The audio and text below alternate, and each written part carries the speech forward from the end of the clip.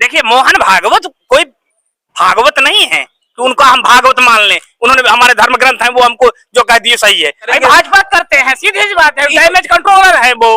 भाजपा के हो रहे डैमेज को कंट्रोल कर रहे हैं। देखिए डिवाइड एंड रूल, भाजपा ने बांटा हिंदू मुसलमान में, स्वामी प्रसाद बांट रहे ओबीसी एससी जनरल में। तो बटना बटना बटना न हो जाए, इसीलिए लोग बांट रहे हैं और काट रहे हैं, फिर उसको कंट्रोल कर रहे हैं डैमेज को कि कहीं कटने बटने ना पाए। नमस्कार साथियों, मैं हूं मनीष चौधरी और आप देख रहे हैं प्रतापगढ़ टुडे। इस समय हम मौजूद हैं प्रतापगढ़ के पट्टी तहसील प्रांगण में। आपको बता दें आज हम यहाँ पे पहुंचे हुए हैं और तमाम मुद्दों को लेकर हम चर्चा करेंगे। जैसा कि आप सभी को पता है कि इस समय रामचरितमानस को लेकर एक विवाद चल रहा है, जो बिहार से चंद्रशेखर ने शुरू किया था, जो बिहार के शिक्षा मंत्री थे, और यह उत्तर प्रदेश पहुंचा। उत्तर प्रदेश के यहाँ के जो समाजवादी पार्टी के राष्ट्रीय महासचिव हैं स्वामी प्रसाद मौर्य ने एक बयान दे दिया। उन्होंने कहा जो रामचरितमानस में तुलसीदास द्वारा लिखित शूद्र गंवार ढोल पशुनारी सकल ताड़ना के अधिकारी, इस चौपाई को लेकर लगातार विवाद चलता आ रहा है। आज हम यहाँ पे कई अधिवक्ता हैं हमारे साथ, इनसे बात करेंगे और जानने का प्रयास करेंगे कि पूरा मामला क्या है। क्या नाम है आपका? रामचंद्र द्विवेदी, एडवोकेट पट्टी। क्या लगता है इस समय जो स्वामी प्रसाद मौर्य ने बयान दिया है उस पर आप क्या कहना चाहेंगे? और उनकी नासमझी है और क्या, वो पागल है, उनको उसका ठीक से मतलब अर्थ ही नहीं लगा पाएगी उसका क्या अर्थ, उस समय क्या कैसे परिस्थितियां थी, कैसे उस समय उन्होंने यह भी कहा कि उस समय परिस्थितियां दूसरी थी, लेकिन क्या आपको लगता है उसका सही अर्थ क्या है आपके हिसाब से? मेरे हिसाब से यहाँ तो मतलब हर व्यक्ति के शरीर में ब्राह्मण, क्षत्रिय, शूद्र, वैश्य का सबका स्थान बना हुआ है। शरीर की बात नहीं, उन्होंने जो चौपाई, उसमें चौपाई है रामचरितमानस में कि शूद्र गंवार ढोल पशुनारी सकल ताड़ना के अधिकारी, इसका अर्थ क्या है? उसका अर्थ यह है कि अगर ढोल है तो उसको लाठी से पीटा नहीं जाएगा, मारा नहीं जाएगा, बल्कि यह है उसको देखिए ठीक से सुर निकालिए, ताड़ना है ताड़ के बजाइए। बस क्या है गंवार, सुनिए गंवार जो है, गंवार कहेंगे मतलब जो कम बुद्धि होता है, कम बुद्धि का व्यक्ति होता है, तो उसको असल में रास्ता पकड़ाया जाता है, दिखाया जाता है, वही ताड़ना है, कहीं खंडक में गिर जाए। अच्छा, ये ताड़ना है। और नारी का भी जिक्र है इसमें? नारी का भी है, मतलब उसको जो है कुशासन न हो पाए, उसको शासन के अंदर अनुशासित रहे, इसलिए उसके लिए भी ताड़ना। शूद्र का अर्थ क्या है इसमें?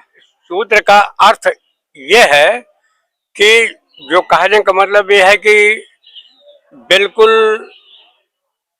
गंवार की तरह है और जो क्रियाशील नहीं है। कर्मचारी, चतुर्थ श्रेणी के जो कर्मचारी होते हैं, छोटे कर्मचारी, जैसे कि अभी अधिवक्ता जी कुछ कह रहे हैं। मेरे कहने का मतलब शूद्र के विषय में अगर जानना है तो बाबा भीमराव अम्बेडकर ने एक किताब लिखा है, हु वाज शूद्रा, ये पढ़ लीजिए, इसमें क्लियर लिखा है।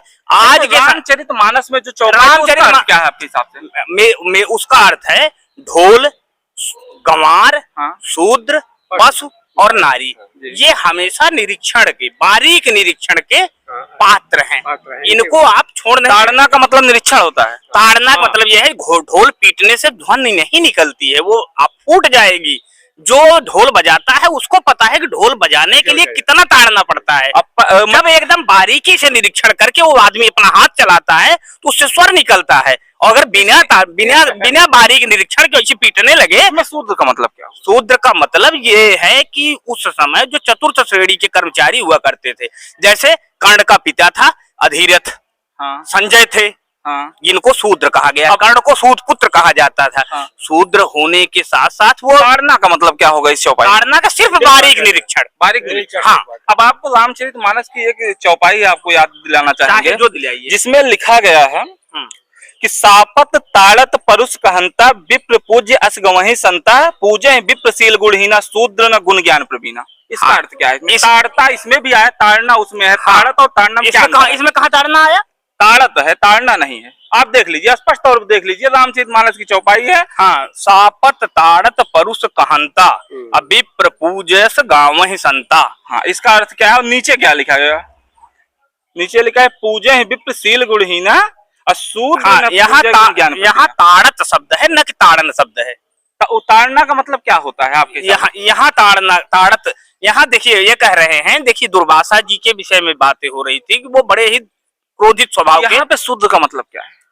एक ही कंफ्यूजन है। स्वामी प्रसाद मौर्य का ये कहना है कि जो इसमें 85% लोगों के साथ अन्याय हो रहा है।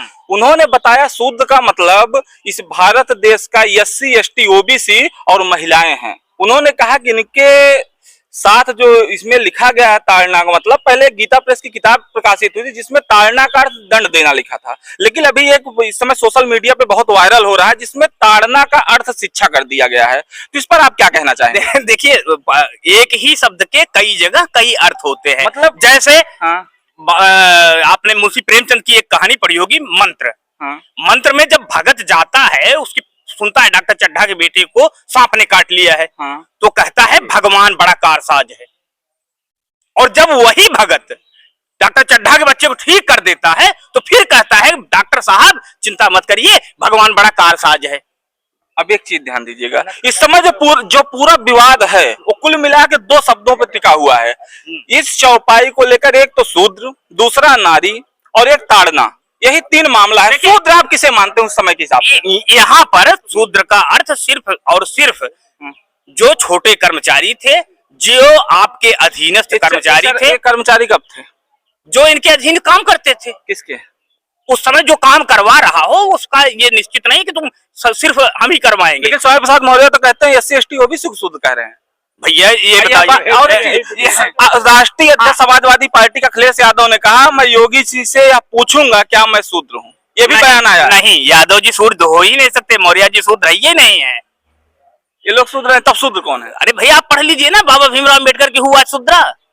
बाबा भीमराव अम्बेडकर ने एक संविधान जब लिखा उसमें 3 आर्टिकल डाले, आप वकील हैं आप अच्छे से जानते होंगे, 340, 341 और 342। हाँ।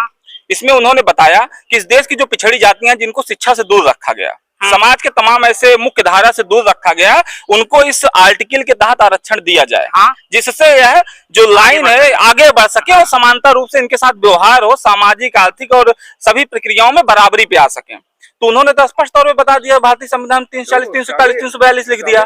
हाँ, 300 देखिए 340, 341, 342 ठीक है, लेकिन उन्होंने राजनीतिक लाभ के लिए नहीं बताया ना। देखिए उस समय मुगल शासन था, मुगल शासन के बाद अंग्रेजों का शासन आया। अंग्रेजों के शासन के बाद हमारा देश नया नया लोकतंत्र को ग्रहण करने जा रहा था। ऐसे समय में जिन लोगों को इन तीनों ने 500 साल मुगलों ने, 200 साल 250 साल अंग्रेजों ने, 700 साल जिनको दूर रखा शिक्षा से, जो उनके देखिए होता क्या है, कोई भी विदेशी आदमी या कोई आक्रमणकारी या कोई लुटेरा आता है तो अच्छी चीजों को लूट लेता है, अच्छा, और घर के गंदे चीजों को छोड़ देता है। जो उस समय उसको अपने काम के लगे उनको तो उसने पढ़ाया लिखाया आगे बढ़ाया, जिनसे उनका कोई लाभ नहीं था उनको उसने छोड़ दिया। एक सवाल और है इसमें, एक मामला आता है कि एक पुस्तक लिखी गई है, स्वामी प्रसाद मौर्य उसको कोट करते हैं कि मनुस्मृति में लिखा गया है कि 4 वर्णों में विभाजित किया गया है, और उन्होंने अपने बयान पे बार बार कहते हैं कि जो जातीय व्यवस्था है, जाति व्यवस्था के बारे में अगर कहा जाए तो 4 भागों में डिवाइड किया गया, ब्राह्मण, क्षत्रिय, वैश्य और शूद्र। वो इसका आंकड़ा उससे लगाते हैं, उसमें जो शूद्र हैं उन्हीं के बारे में तुलसीदास ने लिखा है रामचरितमानस में। देखिए एक ही बताएं, अगर 1000 वर्ष बाद आप बताएंगे तो लोग पूछेंगे आपको कि यार ये तुम मूर्खों जैसी बात क्यों कर रहे हो, ये क्या होता है जाति, तब क्या बताओगे आप? जाति महापत्ति से हो रहा है। अरे अभी तो जात के तो एक मात्र ठेकेदार यही संविधान है फिर। तो आपको क्या लगता है कि जो स्वामी प्रसाद मौर्य कह रहे हैं, प्रमाण पत्र हटा दीजिए, बाकी बता दो रहे ना, मौर्य तो कहते हैं कि हम चंद्रगुप्त मौर्य के वंशज है, सम्राट अशोक उनके जो है आदर्श हैं। बाकी आपको लगता है सामाजिक समानता आ गई है? कहाँ नहीं रह गई यार, शादी ब्याह खाना पीना हर जगह तो हो गया है, सिर्फ संविधान को हटा दीजिए तो कहीं है क्या? मोहन भागवत का एक बयान आया, मोहन भागवत कहते हैं कि जो देखिए मोहन भागवत कोई भागवत नहीं है कि उनको हम भागवत मान लें, उन्होंने हमारे धर्म ग्रंथ हैं वो हमको जो कह दिए सही है। वो एक राजनीतिक पार्टी से जुड़े हैं, संघ के लाभ के लिए, भाजपा के प्लस करने के लिए, वो तो तरह तरह के बयान देंगे। लगातार आरएसएस के कार्यकर्ताओं नेताओं द्वारा कहा जाता रहता है कि गैर राजनीतिक संगठन है आरएसएस। देखिए आप जानते हैं कि आरएसएस गैर राजनीतिक संगठन है, लेकिन इतना बड़ा संगठन तो है, किसी का समर्थन तो करेगा या क्या समर्थन कर रहा है? क्या आपको लगता है संघ के लोग वोट नहीं देते हैं?